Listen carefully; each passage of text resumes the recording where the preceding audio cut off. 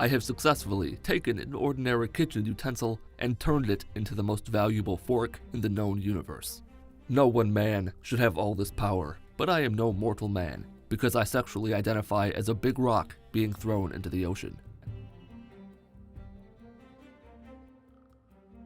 At my coronation ceremony, Big Bird looked distraught, like he wasn't expecting all these cameras to be there, so he had to put his chloroform and zip ties back in his van, and started performing some sacred Michigan rituals. A few NCR soldiers passed by mid-ritual. I'd have killed them too, but one of the Brahmin was watching, and I didn't want to traumatize the poor beast.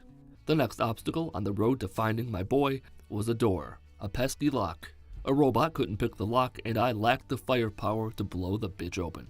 Next stop, Little Lamplight. It really is the place to be. Think about it. You can beat all the children you want, and they don't feel a thing. Sure, you aren't actually hitting them, but let me have this, damn it. I wasn't going to leave without being respectful of the sacred snow on which I treaded. I left one of my most prized possessions, a bucket, at the throat of the world. I also left a broom up there because I didn't want my bucket to be lonely. So killing Christine was about as easy as accidentally backing over your kid in your driveway. After we get through the game logos and other nonsense, we're greeted with this, Elmo trying his hardest to get away from a large yellow bird. Of course, with legs like that, I don't think Elmo has much of a chance of escaping the wrath of Big Bird. And that face, ugh. And then Raoul murdered a whole family of bighorners for no reason at all. I enjoyed watching it, so it didn't bother me at all, but robbing an innocent animal of its life is wrong. Unless it's threatening you, or if you're gonna eat it, or if it gave you a weird look, if it's in your way, or if killing it would be fun, or if it made the poor decision of being alive instead of being dead. Calm down, vegetarians. I'm talking about animals in video games. Animals in real life matter much less. I tried running and hiding behind some objects, but Daddy don't care. When Daddy decides it's time for punishment, you can run, but you can't hide. Killing it isn't the hard part. The hard part is getting far away enough from the explosion of the goddamn Nagasaki bomb strapped up its ass that was rigged to explode when it dies. The fight itself wasn't all that bad, to be honest, but I got knocked off a walkway by a communist. With the Brotherhood destroyed, King Shit Caesar had headaches. Oh, poor Caesar. Oh, owie, my head hurts. Fucking bitch. It may have only taken about 9 minutes, but trust me, those 9 minutes felt more like 12 minutes. Don't believe everything you read on the internet, kids, because that turned out to be a lie. It was an eating fork, not a fighting fork. Todd Howard, even in death, you found a way to fuck me. We met up with that little shit with the ant problem and killed most of the ants. I left one for the boy. Either he becomes a man, or that ant has a very fun day, if you know what I mean.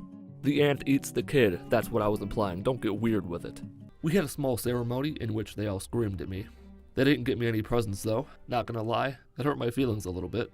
Turns out, that's a lie, because this is what happened. I assure you that I was as confused and surprised as you are. As I recovered from the mind-fucking I had just received, only to discover that there was a room full of beds just down the hall. Me brain fixed good, no hurt more. Had an up-close and personal chat with Parthenax, who not only landed on one of my buckets, but then he tried to fuck me with his head. Picked up trash for a Make-A-Wish kid, but even they couldn't stand up to Fistonia, because she hits like a hippo with Down syndrome and has a personality like a piece of plywood. I'm hard, so I'm playing on hard. But everything has to be a fucking nightmare, because for whatever reason, I couldn't talk to Nick.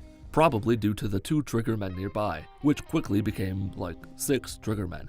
I really should have played Elmo's number journey before I did this. I also took the knife because separating a brother and sister felt wrong. You're probably wondering which is the boy and which is the girl. I won't give it away, but I will tell you this. The knife is a whore. You may consider this cheating, but I do not. Everything in the game happens as it should, it just happens faster. Something else you'll start to notice is the objects flying all over the place. It's a result of the increased game speed. I had armor, I had supplies, I had a pocket full of room temperature tomatoes. After I told Aunt Boy to piss off and die, I once again encountered the curse of Grandma Sparkle. I killed her, looted her shack, and my game crashed. The next time around, I ransacked her ass and then killed her.